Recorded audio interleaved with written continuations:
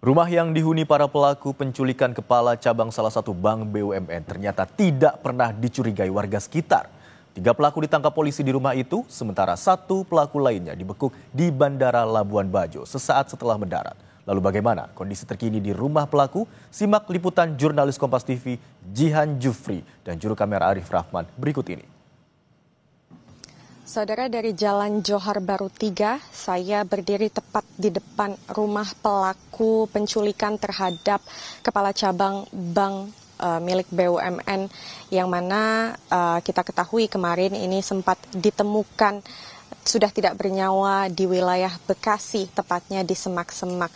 Saat ini saya berada di wilayah rumah pelaku. Memang bisa dikatakan kondisinya ini cukup sepi dan tidak ada aktivitas yang kemudian terlihat dilakukan di sekitaran rumah ini. Lalu kalau tadi kami sempat berbincang dengan warga setempat, memang dari para pelaku ini dikenal baik dan dikatakan baru pindah di tanggal 20 Juni lalu, tepatnya berarti ini sekitar 2 bulan saja para pelaku baru tinggal di rumah ini. Untuk lebih lengkapnya, mari kita langsung tanyakan dengan Ketua RT setempat, yakni Ibu Sela. Benar ya Ibu Sela?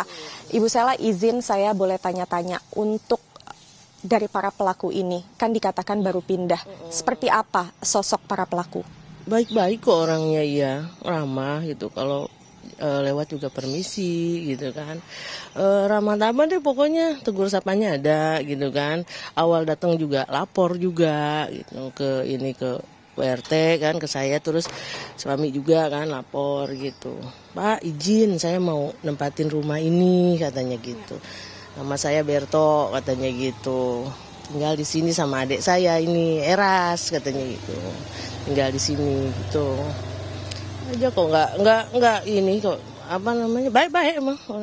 Ya, berarti bisa dikatakan sebenarnya kalau sosoknya dikatakan baik, Ibu menyangka nggak sih Bu, lalu dari para pelaku ini ditangkap oleh pihak kepolisian di rumah tersebut dan kemudian terlibat dengan penculikan? Nggak nyangka banget, Malah saya aja waktu ada inian pertama kan, penangkapan pertama itu lagi aktivitas di dapur, orang santai-santai kok. Kalau siang kita santai kan di sini, nggak ada aktivitas yang mencurigakan gitu loh, nggak ada hal yang kita perlu curiga atau apa gitu, nggak ada. Saya nggak nyangka gitu, sama sekali nggak nyangka.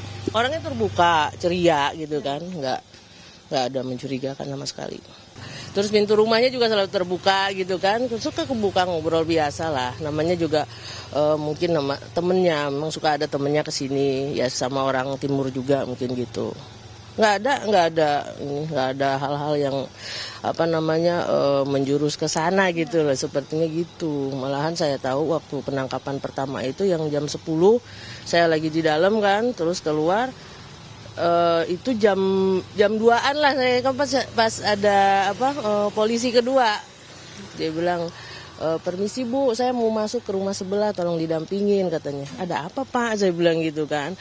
Dia bilang, tadi Ibu nggak tahu ada penggerebekan? Ya nggak tahu, saya bilang gitu, emang sepi gitu kan. Terus pas saya keluar, ya itu ditanya, di situ ada ininya, ada istrinya juga kan, mungkin siapa namanya, ya itu istrinya sama anaknya, satu umur 2 bulan, terus ada bibinya juga, tentunya mungkin, terus ada temennya lagi main di situ gitu kan.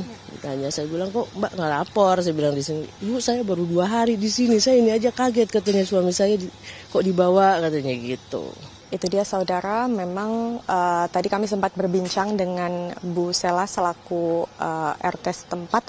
Memang dikatakan bahwa pelaku dikenal baik di lingkungan dan baru tinggal di wilayah ini sekitar 2 bulan. Saya baru saja melihat adanya aktivitas yang dilakukan di wilayah rumah penangkapan, adanya ojek online yang menjemput seorang wanita keluar dari rumah tersebut.